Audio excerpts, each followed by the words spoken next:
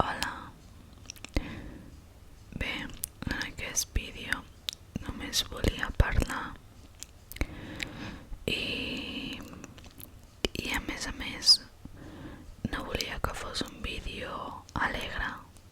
No, no pot ser alegre i em sap molt greu perquè suposo que molta gent que deu escoltar ASMR és perquè es vol relaxar, perquè vol que li transmetin pau i felicitat, però us haig de dir que la felicitat no és algo permanent, no és algo que es pugui tenir en cada moment de la vida, i la felicitat existeix perquè la tristesa també ho fa.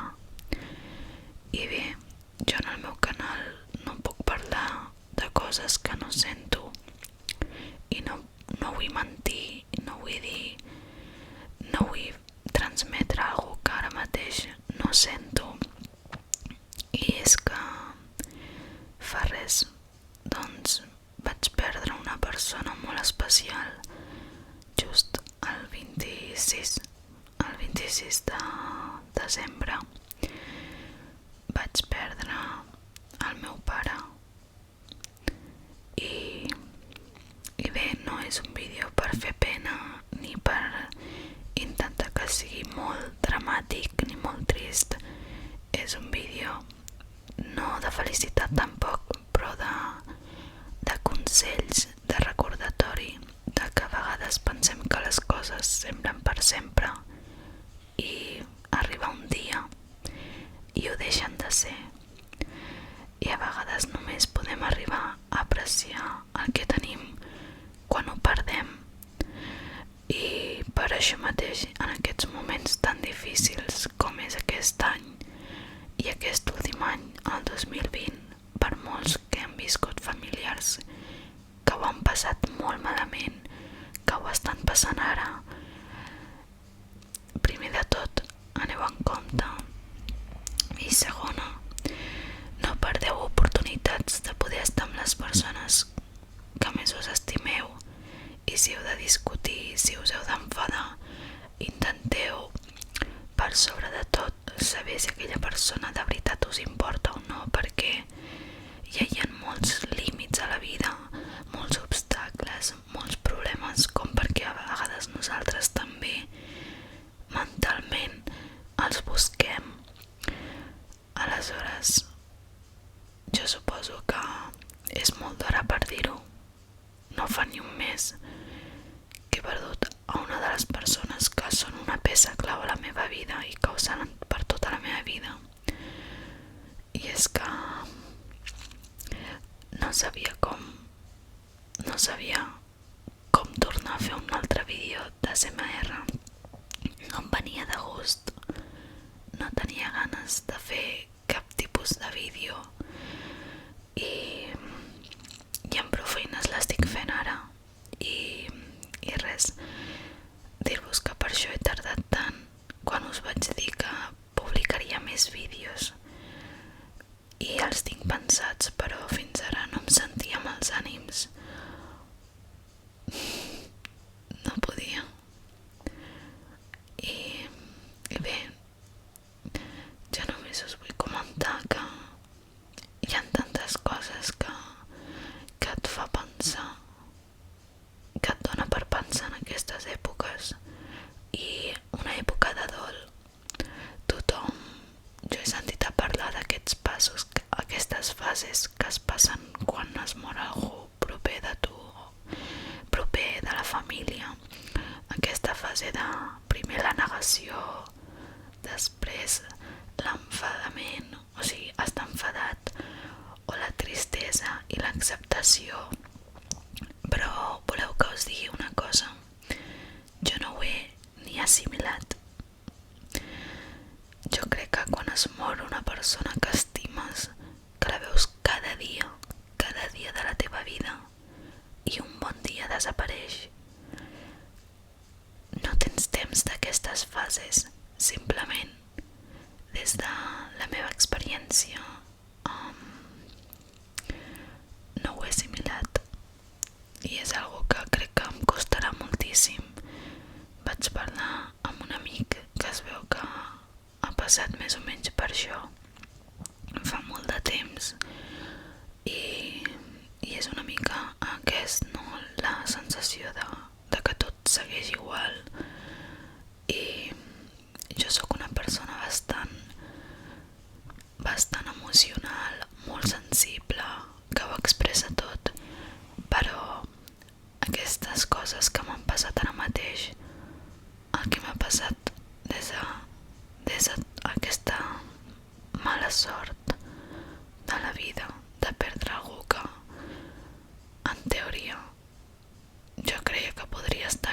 més temps amb ella. Doncs no sé, és una mica... no tinc paraules. Bé, aquest vídeo és bàsicament per parlar, per poder expressar tot el que puc arribar a sentir, perquè fins ara era un vídeo que el volia fer per vosaltres, però per comunicar bàsicament que no tenia ganes i que potser ara no penjaré tants vídeos com feia habitualment. Doneu-me un temps. El que no vull és deixar el canal. Us prometo que no deixaré el canal perquè, no vull prometre res, però tinc molt clar que aquest canal, a diferència d'altres coses que faig a la meva vida, és un canal que el faig amb tot l'amor i amb tota la passió de fer vídeos, intentar, no sé, expressar les parts que m'agraden així més artístiques i visuals, audiovisuals en aquest petit canal, que m'agradaria, no sé si heu arribat a aquesta part del vídeo, però donar-vos les gràcies. De veritat que si estic fent aquest vídeo ara mateix és perquè, encara que no pengi cap vídeo, jo vaig obrint el canal de YouTube per veure si me'l trec, no me'l trec, què està passant. I ahir o abans d'ahir vaig rebre una notificació d'una persona que es diu Virginia i em va comentar un missatge preciós en un dels vídeos, i alguns de vosaltres també, que és que no m'ho crec. Vull dir, això no m'ha passat a la vida. No m'ha passat a la vida que hi hagi persones desconegudes que no hagi conegut en persona ni siguin amics llunyans que pensin això del que estic fent fins ara. I més que res no m'agrada tampoc dir la meva identitat ara mateix, perquè penso que el que aquí juga un paper molt important és el contingut, no la persona. I a part de tot, perquè ara mateix vull que la gent em conegui per el que faig, no per qui soc, no perquè sigui algú famosa, sinó perquè penso que vull que se'm valori per les coses que penso o que intento crear, i saber la vostra opinió crítica i no només les coses bones. Després, en relació al tema del vídeo sobre la vida i la mort, jo vaig escriure bastantes coses en un moment en el que potser als 15 anys vaig tenir un pànic, molt de pànic de veritat a la mort. Tenia molta por perquè un dia vaig somiar que aquesta persona que avui ja no està amb mi, vaig somiar que això, que deixava d'existir, i des de llavors, quan he somiat que algú, perquè jo me'n recordo dels somnis, una cosa que no sé si és bona o dolenta, és que jo dels somnis són tan reals, la gent es pensa que me'ls invento. No sé si us passa a vosaltres o us ha passat mai de tenir un somni tan real que a vegades el confoneu amb la realitat, que us desperteu i penseu, ostres, jo li he dit allò a aquella persona o no li he dit, o perquè estic enfadada amb ella, era un somni. A mi m'ha passat fins a aquest punt, us ho dic de veritat.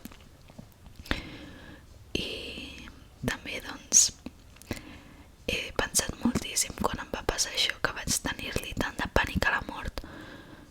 Ara no és que no li tingui por a la mort, però més que por li tinc respecte, i el que tinc por no és a la mort, és a no haver viscut suficient, intensament, la vida que ara em pertoca.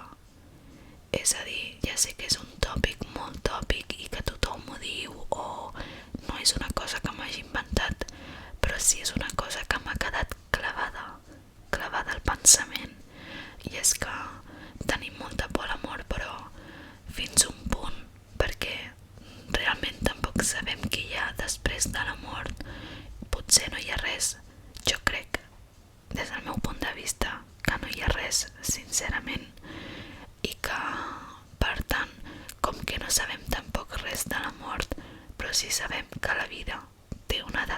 velocitat.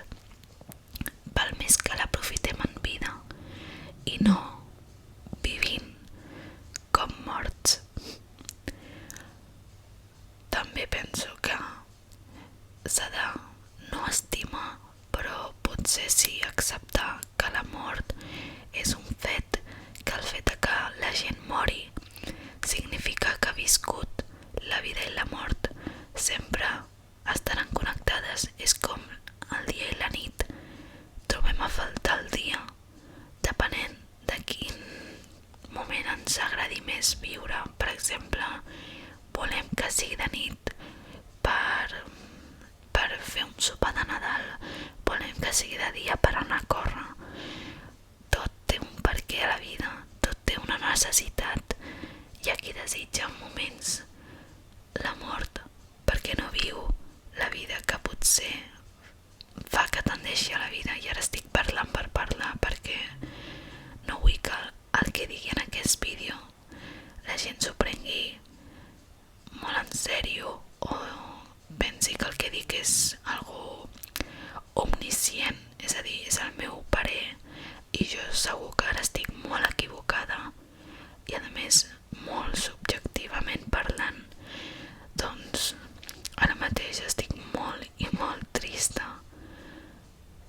El que, com us deia, jo doncs quan estic amb els meus amics ara doncs no sé què em passa, però que no puc plorar, no, em costa moltíssim, no ploro fora, és com que ploro tant en moments en concrets, és com que a vegades se m'oblida de que aquella persona, de que el meu pare ja no hi és, i a vegades tinc la sensació de que potser un dia obre la porta i està aquí un altre cop. És una sensació molt estranya, és com si realment tot fos ficció, tot és com una gran ficció.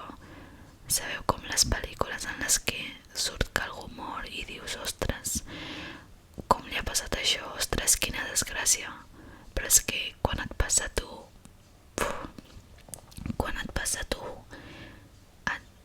no sé, us prometo que la sensació que tinc és de que es tracta d'una pel·lícula amb una protagonista que no sóc jo, que jo simplement ho estic com veient des d'un somni, com el que vaig somiar un cop. I bé, també vull comentar, ja que estic amb els somnis i tot això, fa poc vaig somiar amb el meu pare, vaig somiar que anàvem cap a l'aeroport amb cotxe, amb tota la família. Anàvem això amb els meus germans, la meva mare i el meu pare, i jo anava de copilot i el meu pare conduïa cap a l'aeroport. I jo, això és un somni, jo li deia al meu pare un cop, o sigui, si va morir el 26, jo aquest somni l'he tingut una setmana després i he somiat que parlava amb el meu pare i això, estava en el cotxe anant cap a l'aeroport i li deia al meu pare que estava conduint. M'hagués agradat poder morir abans que tu. I el meu pare, perquè mon pare és molt especial per mi, clar que puc dir, soc la seva filla, però és que si hagués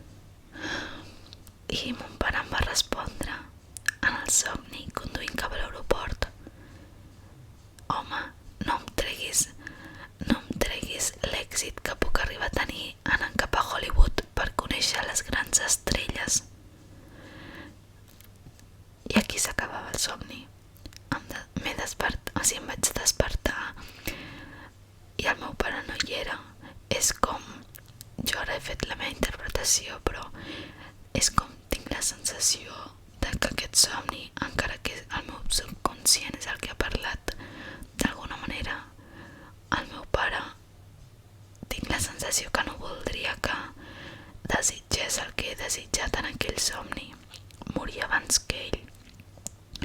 I a més mon pare és una de les persones que sempre li treu ferro a les coses, li treu ferro a tota mena de tristeses que puguis tenir per intentar positivar-ho. Una cosa que m'ha ensenyat mon pare és que a vegades les coses es veuen més negres de les que són i la vida és una escala de gris. I en el somni ho veia així i crec que necessitava escoltar o pensar que el meu pare em consolava en el somni. És una forma maca, a més, el fet que anàvem cap a l'aeroport i que ens n'anàvem, jo ja sabia que m'acomiadava d'ell en l'aeroport en un somni. Ja sé que és molt ridícul i que la gent es pensarà que m'ho estic patillant i que ho estic fent per anar de dramàtica, però de veritat que us ho juro, era un aeroport i anàvem amb cotxe i jo li deia això, teníem aquesta conversa que va ser, o sigui, que només era aquesta frase que jo deia de vull morir abans que tu, i el meu pare responent-me això, de que no, home, que havia de veure les estrelles. M'agradaria creure en aquests moments tantes coses, creure que hi ha una altra vida després de la mort, que potser hi ha una reencarnació, que potser està al cel amb les persones que també estima el meu pare i que van haver de morir, o que potser m'està veient, ens està veient a tots aquí a la Terra des de dalt. M'encantaria creure tantes aquestes coses, però a la vegada crec que no em puc dependre de creure en algú que no sé si existeix. No és que sigui molt... Jo no sóc de creure en res, realment. Bueno, és una contradicció perquè ja estic creient en que no crec res, però jo simplement crec en el que penso. Crec en les meves emocions, en el que penso i com actuo i què faig amb la meva vida. Això és amb el que realment puc basar la meva fe, si és que n'hi ha alguna. Doncs bé, m'és molt difícil parlar de tot això, però suposo que aquest vídeo, malgrat que us he dit que us ho comunicava a vosaltres, és un vídeo que el faig més per mi, per poder parlar amb mi mateixa, però expressant-ho en paraules. Jo abans de que es morís mon pare vaig estar escrivint perquè no va ser un accident, no va ser pel coronavirus, no ha sigut per això. Mon pare feia molt de temps que ja estava malament, molts anys, i jo em vaig a mi m'ho van dir quan ja fa només 2 anys, però feia molts anys que estava així de malament mon pare. I vaig començar a escriure un diari, quan em sentia sola, quan tenia por de perdre'l, pensar com seria la vida després si mon pare acabés morint, perquè jo sóc una persona que, sí, ja sé, pensa massa les coses, penso massa les coses per coses que no puc preocupar-me fins que no... És a dir, està bé preocupar-se per les coses que podem ocupar-nos en un present, però preocupar-nos d'allò que sabem que no té solució, que no hi podem fer res, doncs és inútil i és frustrant. I si voleu que us digui, em sento tan impotent, em sento tan inútil, em sento tan sola, ja sé que tinc a la meva família, tinc a la meva mare, tinc els meus germans,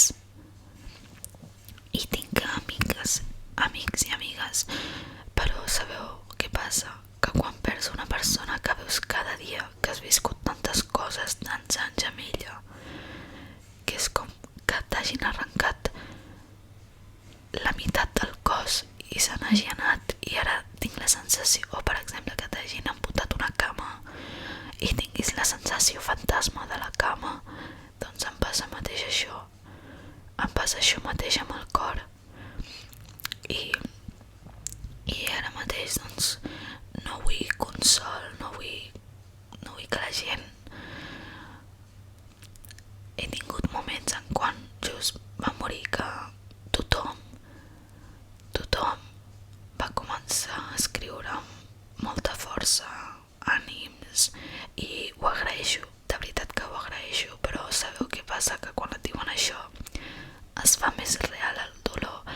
És com que quan et diuen un fet, quan t'ho escriuen en paraules i elles són conscients de la mort d'aquesta persona, vol dir que ja no hi ha marxa enrere, que quan més passen els dies menys probabilitats hi ha de que torni. I sí que és esperar en va, és estar esperant en va, però no sé, res, necessitava comentar-ho.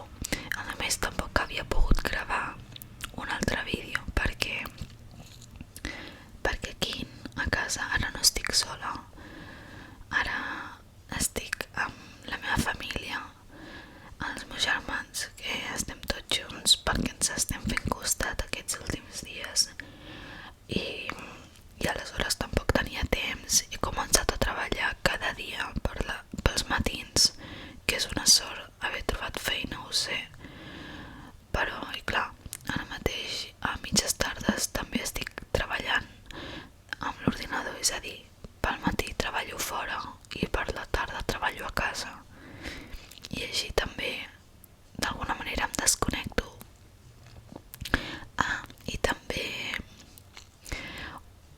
el que realment és molt terapèutic és parlar, com el que estic fent ara, que parlo amb mi mateixa, i anar a córrer.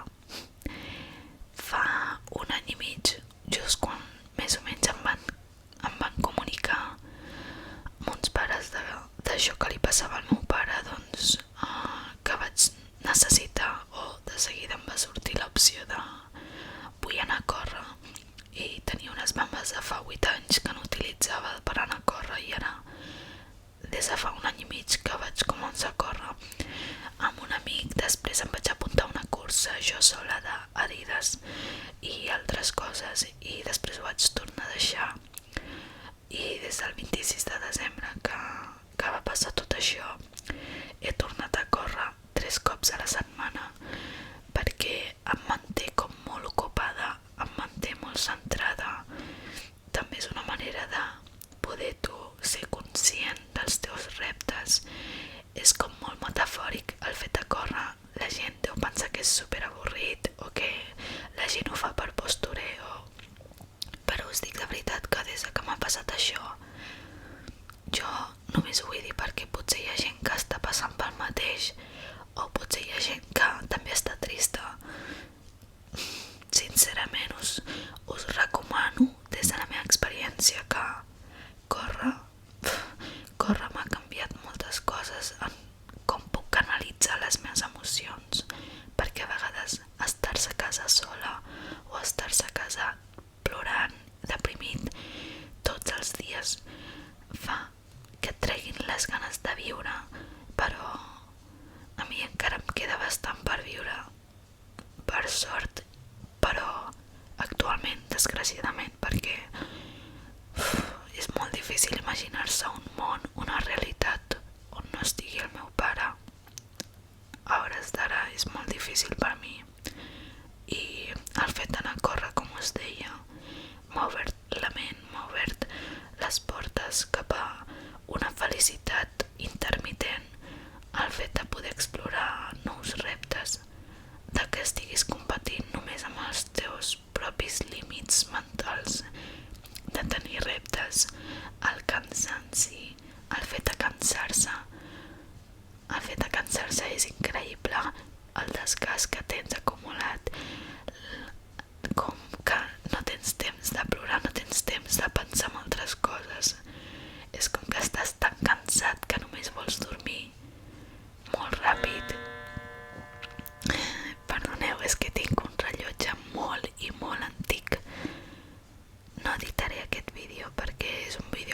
està sortint així tal com raja, i qui vulgui escoltar fins ara, doncs benvinguda sí. I res, també volia comentar-vos, a part de tot això, que no sabia si fer-ho o no, però ja que estic, doncs ho faré. En el funeral del meu pare, doncs vaig llegir un escrit que pensava que em posaria a plorar i que no el podria acabar quan estigués. No sé si algun cop vosaltres heu estat en aquells moments en què en un funeral, si heu tingut la desgràcia o la tristor d'haver passat per un funeral, sabreu que les persones passen per l'altar i parlen sobre el difunt, i jo, com la seva filla, doncs li vaig escriure un relat, bé, no un relat, però un escrit dedicat a ell, parlant cap a ell davant de tothom, i estic orgullosa d'haver-lo pogut dir tot sencer sense haver-me d'entrebancar, sense entrebancar-me i sense plorar. I perquè a més al final del funeral, més que plorar jo davant dels altres, la gent estava molt trista, i crec que la gent ho té com molt... Crec que no es parla tant del fet de com que la gent senti dolor, o el fet que es faci un funeral, que hi hagi un funeral on i bueno, això no, que és més pels morts que pels... Perdó, m'explico. Crec que el fet que estiguem en un funeral es fa pels vius, no es fa pels morts. És a dir, ho estem fent per nosaltres, per consolar-nos entre nosaltres, per compartir l'amor que sentíem cap a aquella persona, per intentar ajudar-nos, perquè la persona que ja no existeix, que ja no està aquí a la terra, doncs realment no. És com que som molt egoistes quan mor una persona, si us hi fixeu. Per què plorem? Plorem per aquella persona, o plorem perquè ens sentim sols amb el fet de que ja no estaran amb nosaltres, el fet de que ens han deixat. Si us hi fixeu, és un pensament egoista, fins i tot amb la mort, però és un sentiment real. Jo sóc egoista, jo sé que ara estic plorant o estic trista. Perdó, és el segon rellotge que tinc antic. Doncs això, jo sé que si estic plorant, estic trista pel meu pare, és perquè no està aquí, perquè no el tinc al meu costat, perquè em fa sentir sola, em fa sentir, i jo crec que és normal, és un sentiment egoista i d'amor, i no sé com expressar-ho, però sé que a vegades ens sentim tristos, però no és tant cap a una persona en concret, sinó cap a nosaltres mateixos. És normal sentir el patiment d'un mateix, i a vegades pensem, ostres, no em puc permetre sentir això perquè hi ha gent que passa per X coses que són més greus que les meves. Doncs voleu que us digui una cosa? M'és igual, en el sentit que evidentment no m'és igual el patiment de les altres persones, però sí que m'és igual el fet de jo poder expressar obertament la meva tristesa, el meu dolor, com el meu dolor. Sabeu, a vegades reprimir-ho perquè pensem que no està bé plorar és el pitjor que es pot fer en aquesta vida. Intentar fer-nos els forts i les fortes, això ha quedat antiquat. No estic dient que no sentim pena pels altres, o que no intentem relativitzar els problemes quan els tenim, perquè a vegades en fem una muntanya i no n'hi ha. Per tant, evidentment, en aquests casos, o tenir empatia amb les persones, amb els dolors aliens, és perquè d'alguna manera el que vull dir és que hem d'intentar poder valorar, sentir, donar-nos el plaer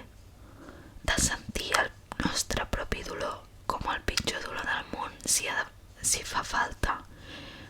Només així podrem després empatitzar, entendre, identificar els dolors dels altres, perquè el fet que algú ara em digui, per exemple, que se li ha mort el seu pare, no sabeu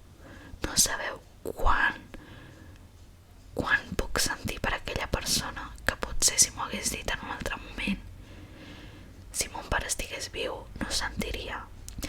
I sé que pot sonar molt dur, molt fred, molt borde, però és així, perquè quan realment no vius la pell de l'altra persona és molt difícil entendre què és el que li pots dir a aquella persona. És com una persona que et diu que s'ha lesionat i tu li dius: si jo no m'he lesionat, com puc sentir el dolor d'aquella persona? O si tinc experiència amb lesions, sabré què dir-li, sabré com ajudar-lo, sabré quins entrenaments donar-li o quins exercicis podria fer des de l'experiència, clar. I bé, el fet és això, no? Que intentem sentir el nostre patiment a la vegada que intentem ser empàtics amb les persones que tenim al voltant. Jo me n'he donat moltíssim treballant, perquè treballo atenció al client 4 hores cada dia, i ara quan em ve la gent, de veritat, intento escoltar-los, no simplement per respondre, escoltar-los per poder entendre el que necessiten, el que volen, el que desitgen o el que volen expressar. Intentar escoltar, per entendre aquella persona, no per donar una resposta en pilot automàtic. Jo ara me n'adono moltíssim si explico alguna cosa i veig que aquella persona està o no interessada. Bé, ara estic molt millor. Hi ha hagut un punt en què quan parlava pensava que em posaria a plorar, però per sort aquest vídeo podrà ser una mica més útil i menys d'alguna manera per jo, doncs, per fer-me de psicòleg. I res, realment no espero que us hagi agradat aquest vídeo i no us he volgut dir la intro de benvinguts, perquè realment el que és aquest vídeo no és una benvinguda, és una advertència, és un consell, i és que exprimiu el dia a dia, exprimiu cada segon com si fos l'últim. Sisplau, exprimiu cada àtom de vida, perquè quan es crea el Big Bang és igual qui siguis de l'univers, que estaràs afectat i no podràs fer res. Ja sé que ha sonat molt dramàtic, però és així. Quan ha d'explosionar, explosiona sense saber-ne les conseqüències. I nosaltres no som especials, nosaltres som purament àtoms d'aquest planeta. I la vida seguirà amb la nostra espècie, o no som tan importants. Ens creiem al centre del món, ens creiem que ho tenim tot, que no ens fa falta res, ens estem avorrint de la vida, creiem que les coses han d'estar sempre així, que és la feina que em toca fer. No és la teva feina que et toca fer. Tu has de decidir